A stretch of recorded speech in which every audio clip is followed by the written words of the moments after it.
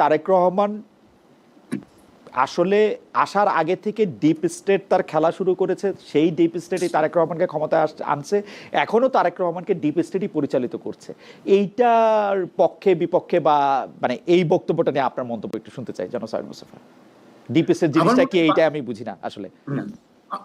Deep state বলতে তো সারা বিশ্বে যেটা বোঝায় যে একটা পার্মানেন্ট যে ক্ষমতা, যাদের পার্মানেন্ট ক্ষমতা কাদের, permanent bureaucracy, permanent military bureaucracy, কিছু বিজনেস কমিউনিটির স্বার্থ থাকে সেখানে, আর কিছু পলিটিক্যাল প্লেয়ার থাকে যারা ব্যাকগ্রাউন্ডে কাজ করে বেশি। কিন্তু আমার মনে হয় যে এটা অনেকেই অ্যাগ্রি করবেন যে বাংলাদেশে যখন একটা রাজনৈতিক দল ক্ষমতায় আসে নির্বাচনের মাধ্যমে, তখন সেই রাজনৈতিক দলটাই ক্ষমতায় থাকে, তাকে কিন্তু পেছন থেকে কেউ পরিচালনা করে না।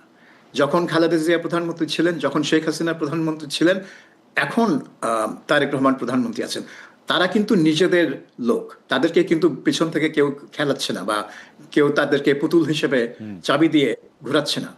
কারণ হচ্ছে যে তারা হচ্ছে নির্বাচিত রাজনীতিক, তারা কিন্তু ষড়যন্ত্র করে ডিপ স্টেটের মানে ষড়যন্ত্রে বা পরিকল্পনায় তারা ক্ষমতা আসে নাই।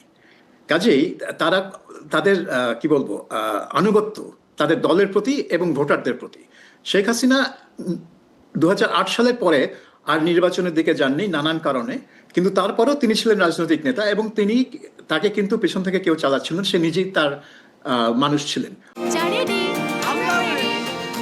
চা মানে লাইফটা ভরপুর, চা মানে ইস্পাহানি মির্জাপুর। অন্যদিকে আমি মনে করি যে তারেক রহমান ক্ষমতা এসেছেন একটা নির্বাচনের মাধ্যমে, যদিও নির্বাচনটা আমার দৃষ্টিতে বেশ ফ্লড ছিল, বিকজ এখানে একটা বড় দলকে অংশগ্রহণ করতে দেওয়া হয়নি, নির্বাহী আদেশ দিয়ে বাইরে রাখা হয়েছে, এবং ওই দলের কিছু মিত্র দলও এই নির্বাচনে অংশগ্রহণ করতে পারেনি, ফলে একটা বড় অংশ নির্বাচনে ছিল না। কিন্তু তারপরেও যারা ছিল তাদের মধ্যে থেকে তারেক রহমান নির্বাচিত, এবং আমি মনে করি না এটা ডিপ স্টেট বা অন্য কোনো শক্তি, মানে পেছনের শক্তি এই নির্বাচন ইঞ্জিনিয়ারিং করে, আপনার সেই বিখ্যাত প্রশ্ন তারেক রহমানের কাছে যে নির্বাচন ইঞ্জিনিয়ারিং করে তাকে ক্ষমতায় বসিয়েছে, আর বা এখন তাকে পেছন থেকে তাকে পরিচালনা করছে।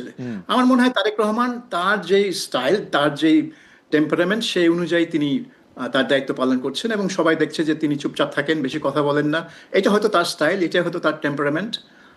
তার মাও সেরকম ছিলেন, বেশি কথা বলতেন না, মানে কথা বলতেন হচ্ছেন শেখ হাসিনা, তার তো কথা থামানোই যেত না।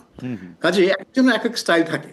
সো এটা আমার মনে হয় না ডিপ স্টেট, যদিও বাংলাদেশে ডিপ স্টেট বলে কিছু আছে কিনা আমার মনে হয় আছে, কিন্তু ওই ডিপ স্টেট আমার মনে হয় না যখন একটা আইনসম্মত বা সাংবিধানিক সরকার ক্ষমতা থাকে তখন তারা সক্রিয় থাকে। তারা সক্রিয় হয় যখন একটা ভ্যাকুয়াম তৈরি হয়, যেমন অগাস্টের 5 তারিখে একটা ভ্যাকুয়াম তৈরি হয়েছিল, তখন দেশটাকে কে পরিচালনা করলো?